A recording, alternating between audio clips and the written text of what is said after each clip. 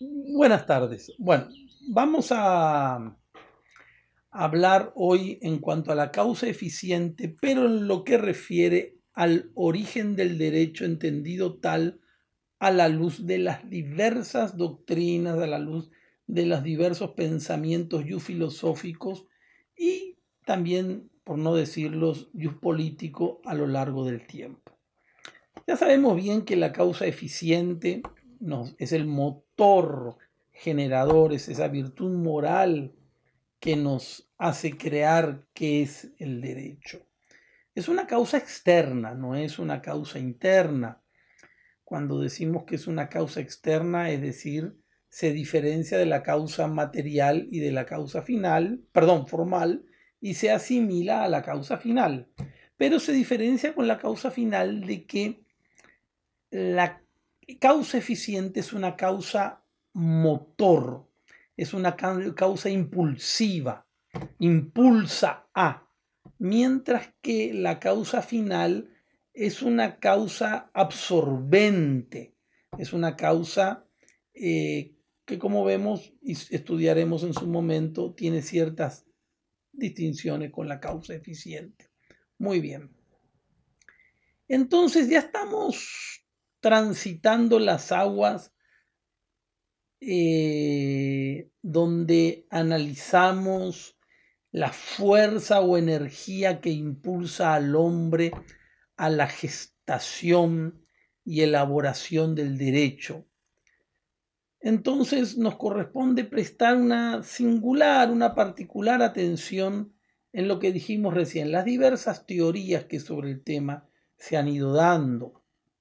Es importante señalar, no podemos dejar de mencionar que si bien parecería que entre todas ellas no existe conexión alguna, ningún punto en común, algo de razón cada una tiene, en el sentido de que expresan de una u otra manera algún factor que intervienen para motivar al hombre en la procuración y logro de sus fines o valores existenciales. Es difícil hacer una clasificación sobre las diversas teorías, sobre las diversas corrientes. Esbozamos una acorde, a lo que hemos entendido a lo largo de nuestros años de estudio y esperemos que sea lo suficientemente satisfactoria. En primer lugar, hablaremos de las llamadas corrientes individualistas. Obviamente, ya su nombre nos indica que en sus valores está lo individual sobre todas las cosas. En ese individualismo, en primer lugar, ubicaremos al individualismo jurídico. El hombre por naturaleza es asociable o antisocial, nos dicen. Llega a vivir en sociedad gracias a un pacto, convenio o contrato social, la llamada doctrina pactista. La voluntad del pueblo es la fuente de la ley y por ende del derecho. El derecho tiene como un fundamento exclusivo que es establecido a través del poder transmitido al legislador por acuerdo o en virtud de este pacto. Tenemos al ya conocido Thomas Hobbes, tenemos a Rousseau, tenemos a toda la escuela liberal. Eh, Así tenemos, por ejemplo, citando a Rousseau, en una parte del contrato social nos dice que encontrar una forma de asociación que defienda y proteja con la fuerza común a la persona y los bienes de cada asociado y por la cual cada una, uniéndose a todos, no obedezca sino a sí mismo y permanezca tan libre como antes. Si nosotros analizamos bien lo que acabamos de leer, nos damos cuenta del individualismo primante en la doctrina de Rousseau. Rousseau es pactista, pero el pacto en miras al interés individual de cada asociado. Va a ser Thomas Hobbes el que va a sustentar la tesis de que los derechos de la comunidad se reducen a un conjunto de facultades colectivas de una pluralidad de personas relacionadas contractualmente entre sí. Siguiendo con la corriente individualista, en segundo lugar, ocupamos al utilitarismo individualista. Dentro del utilitarismo individualista surge indiscutiblemente la figura del fundador del utilitarismo, Jeremías Bentham.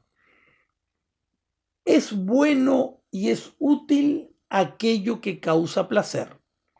El derecho no es otra cosa sino la distribución de los medios de placer al mayor número posible.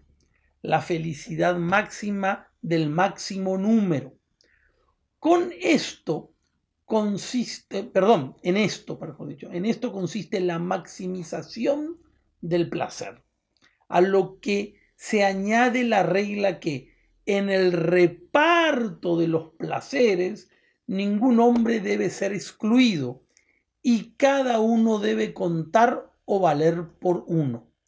La noción de útil que sustentan los exponentes de esta corriente es la que toma en sentido material y se dice que todo aquello que sirve para satisfacer los instintos individuales, aquello que sirve para producir placer. No nos olvidemos de Thomas Hobbes, no nos olvidemos cuando hablábamos de la causa material, ese sustento individualista a la hora de determinar al sujeto del derecho, donde el sujeto de derecho va a ser el individuo que es útil, útil a sí mismo, útil a los demás. Por lo tanto, la ausencia de utilidad hace periclitar la necesidad de robustecerlo con ese atributo que crea el derecho para él, que es justamente la juridicidad. Por último, en esta corriente individualista ubicamos el racionalismo y la escuela kantiana. En su obra Principios Metafísicos del Derecho, Kant afirma que el único derecho innato que posee el hombre es la libertad, independencia de arbitrio de otro. Es este derecho propio de cada hombre por el solo hecho de ser hombre. Es decir, el derecho innato para Immanuel Kant es uno solamente, la libertad siempre que pueda coexistir con la libertad de los demás. El derecho es el conjunto de condiciones bajo las cuales el arbitrio de uno puede ser conciliado con el arbitrio de otro según una regla general de libertad. Dejamos ya las corrientes individualistas para ir a las corrientes factualistas, ¿no es cierto? Lo factualista viene de facto, de hecho, es decir, aquellas corrientes que miran la realidad tal cual es, ¿no es cierto? Como un hecho, desprovisto, prescindiendo de cualquier subjetividad. La primera teoría o doctrina, teoría que vamos a estudiar y que guarda relación con la primer corriente que vimos en la causa formal, también factualista, es la teoría de la fuerza física. ¿El derecho de dónde procede? De la coacción que se impone por imperio del más fuerte. En estas líneas del pensamiento ubicamos aquellos autores que, como le dijimos, al tratar la causa material, bien dijimos que el derecho era la fuerza. Ahí lo tenemos en la Grecia precristiana a Calícles, a Trasímaco, avanzando en el tiempo a Maquiavelo, a Hobbes, Spinoza, entre otros. Luego, dentro seguimos con las corrientes factualistas, entramos en la llamada teoría del mandato efectivo. Y acá tenemos a la escuela positiva y analítica de Inglaterra, según la cual solo es derecho lo que los tribunales hacen. La jurisprudencia es la generadora del derecho. Para el nominalismo jurídico, los derechos no son más que palabras sin realidad. La realidad comienza solo cuando las normas jurídicas producen un efecto como consecuencia de la aplicación de los tribunales. Por último, para terminar con las corrientes factualistas, vamos a hablar de la teoría de la hipótesis jurídica fundamental, que pertenece a la llamada teoría pura del derecho de Hans Kelsen. La norma jurídica solo tiene fundamento en otra norma. Esta, a su vez, en otra superior, hasta llegar a la norma fundamental última, que es la Constitución, la cual se afirma de manera postulatoria, porque no puede buscar su fundamento en hechos que se encuentran fuera del derecho vigente. Esa norma fundamental no es, según Kelsen, la voluntad de los estados, sino el postulado jurídico pactam sunt servanda. Los pactos deben ser cumplidos. Donde, por ejemplo, si tuviéramos que hacer un análisis de la norma fundamental de nuestro derecho, ¿qué diríamos? La norma fundamental está en la Constitución de 1992, sí, y la Constitución de 1992 en la Constitución de 1967, y la Constitución de 1967 en la de 1940 o Carta Política de 1940, y la de 1940 en la de 1870, y ahí tenemos el reglamento del 43, del 42, perdón, y hasta dónde nos vamos remitiendo. Y nos llegamos a remitir al 14 y 15 de mayo de 1811. El 14 y 15 de mayo de 1811, al producirse la revolución, se produce un pacto entre los héroes de Mayo. Ese pacto era la creación de un nuevo Estado. Pues bien, pactum sunt servanda.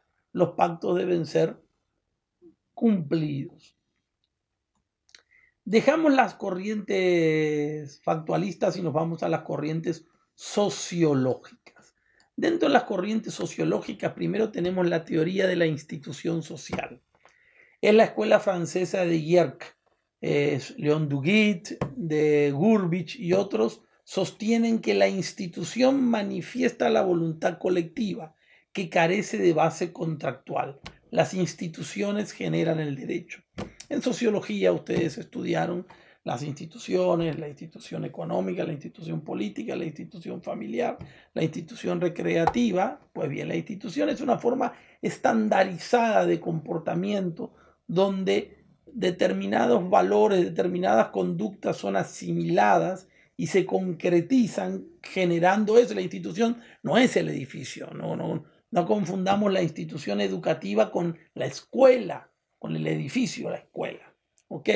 Pues bien, entonces esa teoría de la institución social nos habla de que la institución es la manifestación de la voluntad colectiva y es la institución la que genera el derecho. Dentro de la misma corriente sociológica tenemos la escuela historicista o la teoría historicista. La fuente del derecho no es la razón abstracta. Le dicen, rechazan lo que llaman las aporías del jus naturalismo, del racionalismo, sino la conciencia viva del estado que siente el pueblo.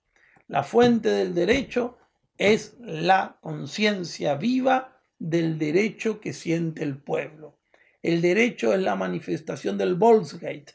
Ya lo habíamos visto al tratar la causa formal. Así lo dijo Gustavo Hugo, así lo dijo Savigny, así lo dijo Puchta. Lo que opera en cada pueblo, nos va a decir Savigny, lo que opera en cada pueblo individual no es sino el espíritu general de la humanidad que se evidencia en el primero de modo individual. Vive en la conciencia común del pueblo y por ello habremos de llamarlo también derecho del pueblo. Más bien se trata del espíritu del pueblo que en todos los individuos juntos vive y actúa y que produce el derecho positivo.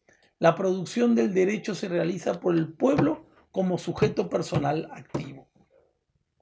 Dentro de estas corrientes también tenemos la teoría nacional socialista. El derecho es lo que le conviene al pueblo y a la grandeza de su dominio biológico. Obviamente ahí de más está decir que está la base del pensamiento de todos los nacionalismos extremos de finales del 19 y del 20 que llegan a la concreción más luctuosa de la humanidad, que fue indiscutiblemente el nacional socialismo. También tenemos dentro de esta corriente la llamada teoría del materialismo dialéctico. El derecho es el instrumento de coacción de las clases dominantes. Eventualmente, mientras la revolución necesita de la dictadura del proletariado, el derecho garantiza los intereses de la revolución. El derecho es una subperfectación o subproducto de la forma de producción económica dominante.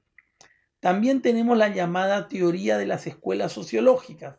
El derecho es solamente el orden garantizado externamente. No se tiene en cuenta el contenido o el valor. Lo que la sociedad impone como conducta, eso es derecho. Lo que aquí es justo, allá puede ser injusto. El positivismo sociológico ultranza es la corriente del pensamiento que caracterizó finales del siglo XIX y comienzo del siglo XX. Debemos decir en claro que esta corriente va a llegar hasta la Segunda Guerra Mundial. Luego la sociología va a tener una fuerte presencia valorativa axiológica. La sociología de hoy es una ciencia de observación, pero que no se limita al mero exterior, a la mera carcasa. Se preocupa también de adentrarse en los valores, que es justamente lo que se le critica a la sociología de finales del decimonónico y comienzo del 20. La teoría hegeliana la teoría hegeliana y la neo-hegeliana sostiene que el derecho es la realización del espíritu objetivado en el Estado y por el Estado. El derecho es la existencia del querer libre, es decir, es la libertad que se exterioriza, es la existencia externa de la libertad. Esta libertad externa que se realiza en las formas externas del derecho es defectuosa, porque la libertad se vuelve sobre sí misma y da lugar a la moralidad o conciencia moral, o sea, al momento subjetivo del deber, el que es incierto e insuficiente. A esta contradicción le sigue como síntesis la costumbre, el etos objetivo, lo que Hegel entiende como la vida ética efectiva, concreta, como síntesis de las categorías abstractas de derecho y de moral. Obviamente, el proceso dialéctico continúa. Todos sabemos que el proceso dialéctico se funda en la postura de la tesis, antítesis y síntesis. La síntesis luego da lugar a una nueva tesis y el proceso va evolucionando constantemente. Esa es la raíz propia del método dialéctico. Ahora vamos a hablar de las llamadas corrientes personalistas y justnaturalistas. La teoría ética de los valores. La escuela axiológica de Max Scheler y otros ponen la fuente del derecho en los valores de la personalidad. Sin relación a lo trascendente de la libertad personal, tiende a la realización de los valores por medio del derecho. Recordamos que Max Scheler había clasificado los valores en los que proporcionan placer, los valores vitales, los valores espirituales y los valores religiosos. En los valores espirituales, que está lo bello y lo feo, lo justo y lo injusto, ahí es donde Max Scheler ubica al derecho. Teoría del justnaturalismo para terminar con el tema del origen del derecho en cuanto a la causa eficiente. El derecho brota del hombre, ser racional, circunstanciado y naturalmente social. Brota espontánea y libremente de su naturaleza racional que se mueve a la prosecución de los valores o fines existenciales. El hombre solo alcanza su plenitud en convivencia fructífera con los demás hombres, en coexistencia con sus semejantes. Y esta convivencia es imposible fuera de los caminos del derecho. El derecho traza caminos.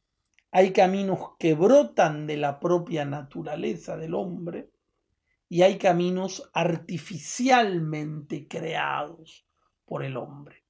Entonces distinguimos, por consiguiente, el derecho natural que brota de las exigencias de nuestra misma naturaleza y el derecho positivo que es creación racional y libre de los hombres. A su vez, analizando la historia y el pensamiento, está ese camino que es propio de la naturaleza del hombre, que brota, emerge de él por propias exigencias de su existencia, se bifurca y va hacia un camino de lo teológico y hacia un camino de lo racional. Para el teológico, todo ello tiene su último fundamento en la razón divina, que es fuente primera de naturaleza humana. La santidad del derecho de la que estamos acostumbrados a hablar no tiene verdaderamente sentido sin la existencia de un Dios. Para el racionalismo es la razón el poderoso instrumento que ilumina al hombre y le permite captar los derechos inherentes. En síntesis, para el yo naturalismo teológico, el derecho brota en el hombre, pero porque lo capta de la razón divina. Para el naturalismo racionalista, capta el derecho de la razón misma, es decir, la razón ilumina al hombre como un instrumento poderoso y le permite captar a los mismos.